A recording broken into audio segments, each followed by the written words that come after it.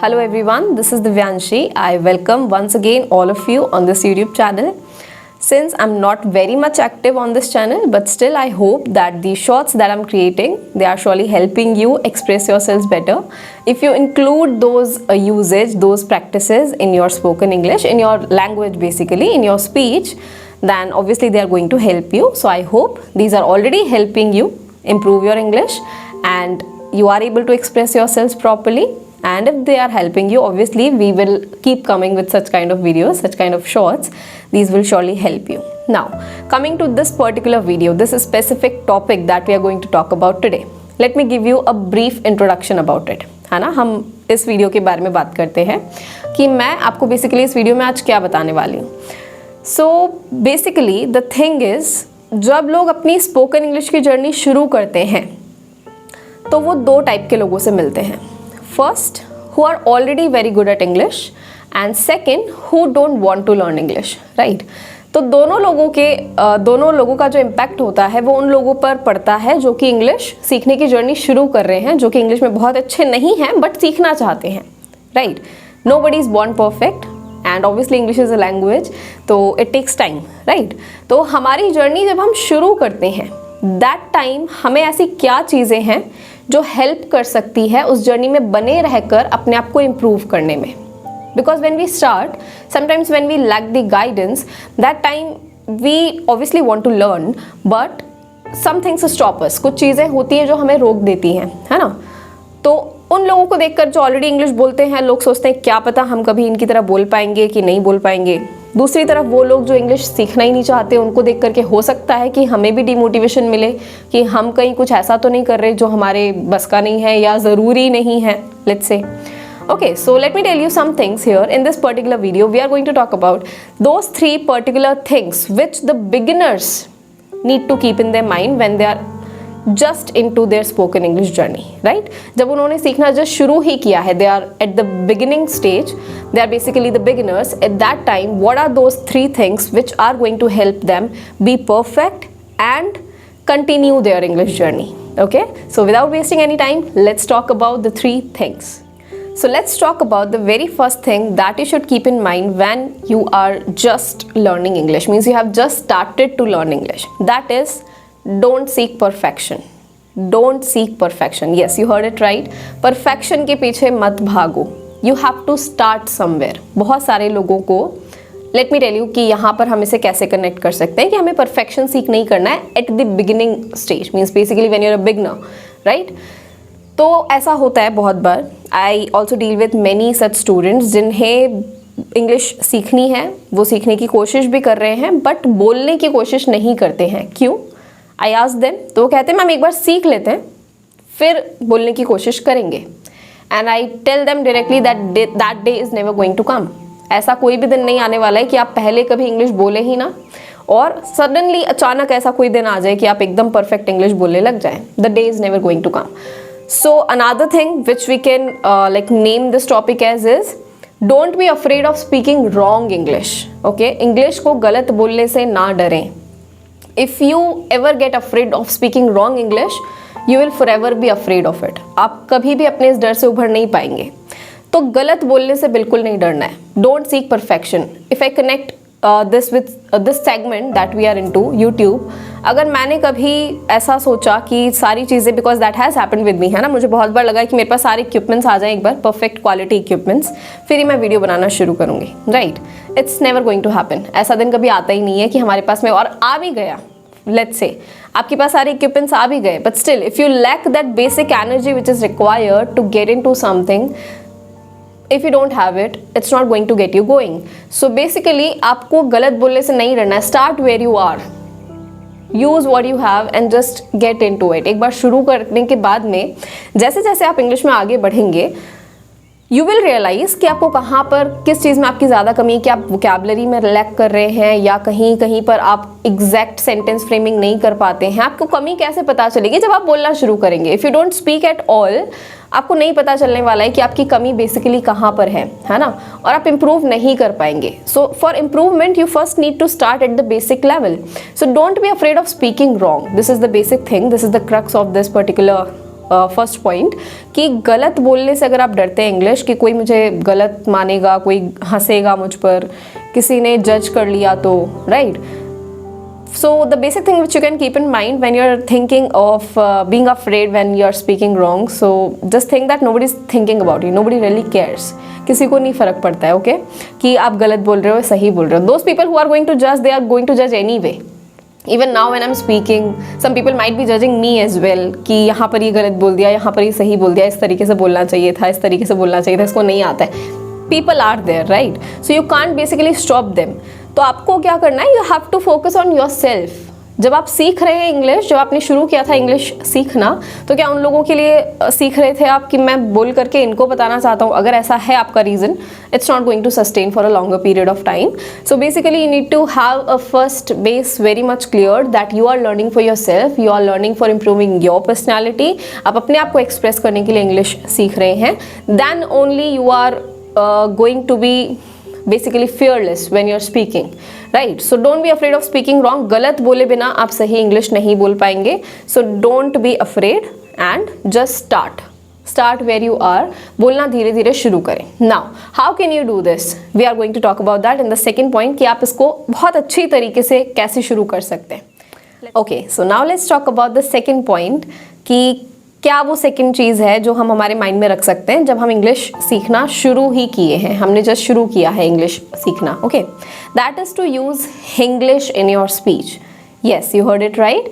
Use Hinglish in your speech. Now the basic conception जो अभी तक शायद आपका हिंग्लिश का रहा हो, we are not talking about that here. I am not telling you to use some sentences like अपने फ्रेंडों से बात करो, इन टॉपिकों को अच्छे से क्लियर करो, है ना. That's not the English that we are talking about here.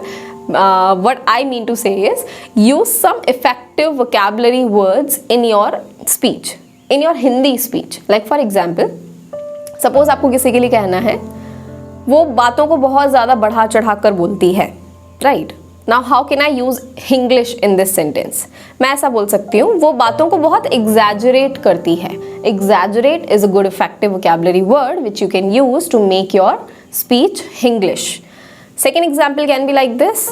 Suppose आपको कहना है कि आज मैं बहुत ज़्यादा थक गई हूँ, आज मैं बहुत ज़्यादा थक गया हूँ. वट यू कैन रादर से इज आज मैं बहुत एग्जॉस्टेड फील कर रही हूँ, एग्जॉस्टेड फील कर रहा हूँ, right. Now when you use such kind of sentence, when you include such kind of effective vocabulary English words in your Hindi speech, that basically does what, that basically makes you get a little bit of basic confidence which you would require when you're actually speaking English, है ना. जब आप English बोलना basically perfect सीखना, basically आप perfect होना चाहते हैं, right. Everybody wants to speak English perfectly, but how are you going to get it is by starting at some point. So how can you start without any error? Now when you're using a effective vocabulary word, तो vocabulary word में तो कुछ grammatical error होगी नहीं, right? But उससे होगा क्या, एक तो वोकैबुलरी का कलेक्शन तो आपका हो ही रहा है, that's one thing, right. Second thing is that you are getting the basic confidence, you are making your tongue and your mind habitual of using some English words, because I have seen people who are not very much afraid of speaking English but they are very much uncomfortable to adopt English, है ना. शुरुआती level पर ऐसा होता है बहुत सारे लोगों के साथ कि मैम इंग्लिश बोलना हैबिट में ही नहीं है इतने टाइम से, तो कैसे हम शुरू करें. तो डायरेक्टली आप हिंदी टू इंग्लिश स्विच करने का सोचेंगे कि जो आप हिंदी में एग्जैक्टली बोल रहे हैं वही आप इंग्लिश में बोलने लग जाए, it might not happen. It takes time, as I said. So how can you be little comfortable in your head of like speaking English? That is to include some vocabulary words so that आपके आसपास वाले जो लोग हैं वो भी आपको एकदम से अपोज ना करें. As in the previous video we discussed that there are going to be people who are going to oppose, who are going to judge you, who are going to stop you to learn, because हमारे आसपास बहुत सारे ऐसे लोग हैं जो comfort zone में seized हैं and they just don't want to step out of it. And if you do it, अगर आप कंफर्ट जोन से स्टेप आउट करते हैं, they are not going to let you do that as well, right. So basically let's get comfortable with them as well by using English. English is, I think, a very effective tool which beginners can use when they are just starting to learn English. तो ऐसे कुछ vocabulary words देखें, ऐसे कुछ basic thoughts या basic sentences या basic words जो हम हिंदी में यूज़ करते हैं, उसका कुछ इंग्लिश वर्ड आप देखें और उसको धीरे धीरे करके अपनी स्पीच में इंक्लूड करने की ट्राई करें। ओके, इससे कि एक बेस क्रिएट होगा, जिससे कि जब आप परफेक्ट बोलने की सोच रहे हैं it will help you. Obviously vocabulary तो कलेक्ट हो ही रही है, but the speech, your tongue gets habitual of speaking English and that's what helps you. Okay, so now I hope that thing is very much clear to you, that you are going to use English in a profound way to make your English better. Now let's talk about the last but not the least, very much important thing. The third thing which I'm going to tell here is that is to stay connected with English when you are learning it.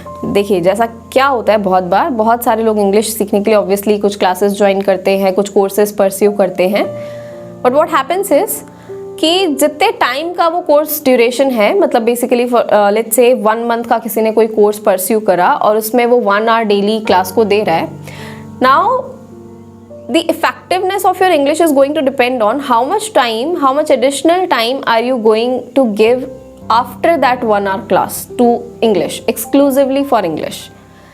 मतलब basically उस particular class या उस particular time duration जो आपने किसी class के लिए, किसी कोर्स के लिए बेसिकली टेक आउट किया है, उसके अलावा आप इंग्लिश से कितना कनेक्टेड फील करते हैं, that's what matters, that's what is going to decide कि आपकी इंग्लिश कितनी बेहतर हो पाती है। फॉर एग्जाम्पल आपने कोई भी यूज़ सीखा, right, what ever use you learn in your basic lessons of English classes, after that how much are you able to connect that use in your basic language. For example Hindi में तो जो है वो आप सुन ही रहे हैं चीज़ों को, हिंदी में आप बोल ही रहे हैं, बोल नहीं रहे हैं, सुन नहीं रहे हैं, तो सोच तो रहे ही हैं।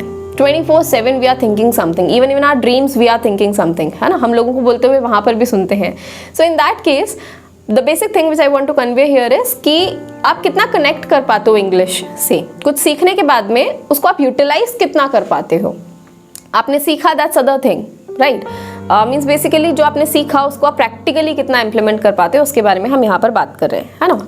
सो like I have a very much like personal example here, when I used to learn English I used to think of every Hindi sentence that was running in my head to translate that into English. उससे क्या होता है, confusions generate होते हैं, कुछ चीज़ें clear होती है, कुछ जो यूज़ आपने सीखा है, कुछ जो वोकैबुलरी आपने सीखी है उसको इम्प्लीमेंट करना आपको आता है, उससे क्लैरिटी ज़्यादा बढ़ती है। जो चीज़ आपको नहीं समझ में आती है कि इसको इंग्लिश में मुझे कैसे बोलना है, उससे कन्फ्यूजन्स क्रिएट होते हैं, और जब आप कन्फ्यूजन्स को क्लियर करते हैं वही आपकी क्लैरिटी को बढ़ाता है। That is only the thing that actually helps you to be perfect.